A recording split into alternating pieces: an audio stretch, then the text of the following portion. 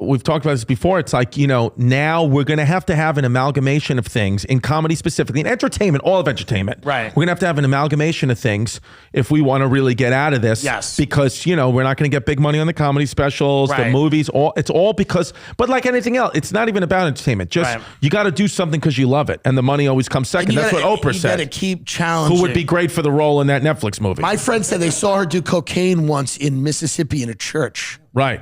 And I don't know if that's true or not. Well, thank God she didn't get pregnant there. But that's the whole, and she's gay.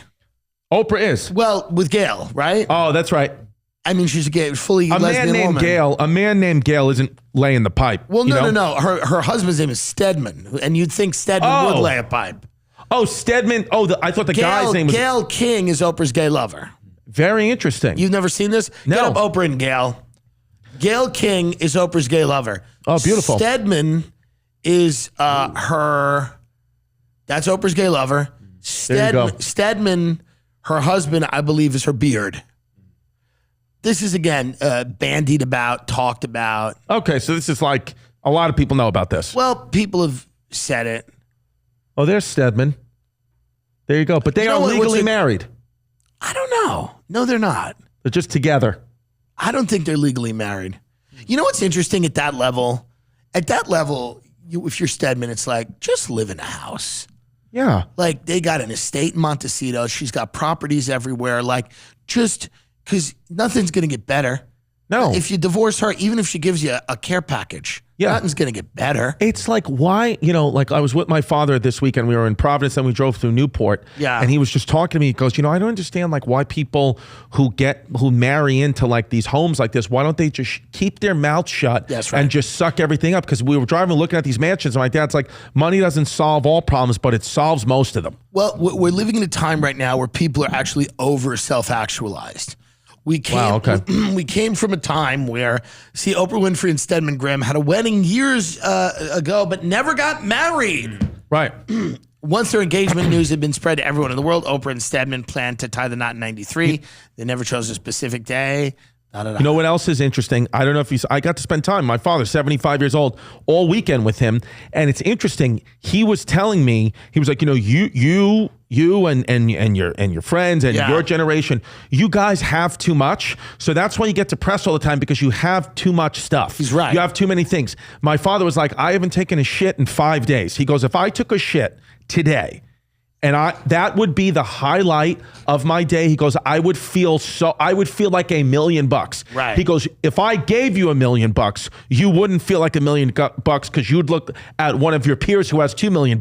He goes, so who's richer, me or you? He goes, it's me, because all I have to do is shit, and my whole life will get immensely better. So I don't have anything. He goes, you have all these things, and you worry about the hole in your ceiling. Now you got, what car do you want? You have too much. He goes, get rid of. He was like, I want you to get rid of, when we go home, get rid of 95% of your clothes. I said that all I got to do is text another girl and have Jasmine see it. She'll do it for me. Right. She'll light the whole thing fucking on fire. Up, yeah. I said, so I can do that 1, 2, 3. But he was like, get rid of your shit. He goes, you have your kids, you got your house, stop over consuming, and I guarantee you'll get happier. And I think that that's the big thing, like with the suicide and all that, we have too much shit.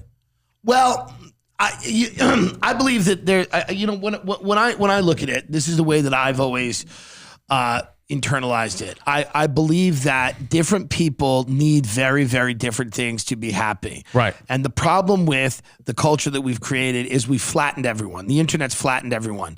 And we've basically said that everyone's the same and everyone needs the same things. Mm-hmm. And that's such a disastrous message to people. Because I know people that are only happy when they're working. Right. And I know people that are only happy when they're not working. And I know, here's the thing. Knowing somebody like my dad, who's old school, whatever, and then again, knowing Jerry, it's not even about the trans stuff, Jerry, but knowing someone, I don't know if you've ever got a chance to know someone who's been institutionalized 20 years or 22 years in prison. Right. She said the reason why you have repeat offenders is not because they're necessarily bad people. She was like, I will never repeat offend.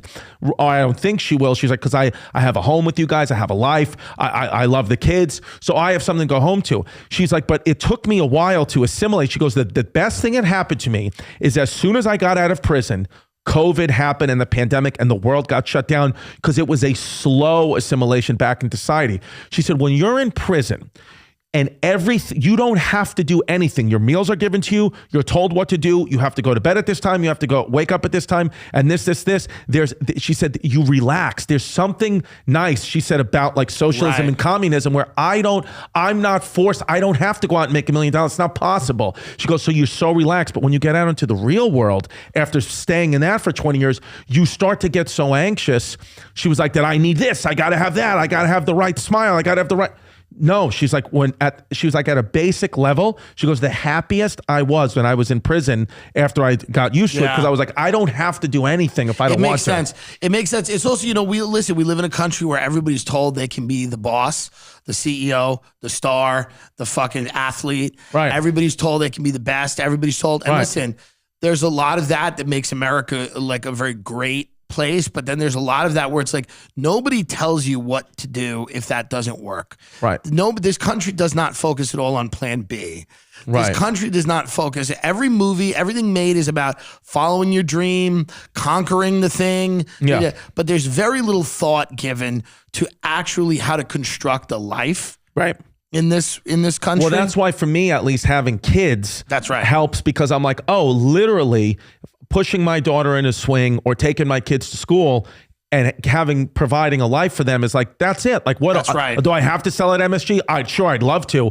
But let's break if you just make everything smaller. I think that's what my dad was trying to tell me when he's just constipated and mad. He's like, you have too much shit. You're trying to make your life too big. Make everything small and you'll be happy. I know. And that's how he lives. But we'll never do it. No, not at all. No, they're not at all. But it's also like, the whole time I've been worried I'm half sold out in Burlington. Yeah. I'm like, come on, you Democrat fucking cocks. It's like, I'll talk about Bernie Sanders. Here's the deal. It's like, we all have these experiences where whether it's near death or whatever, you take a test at a doctor, he's like, it's negative, whatever it is.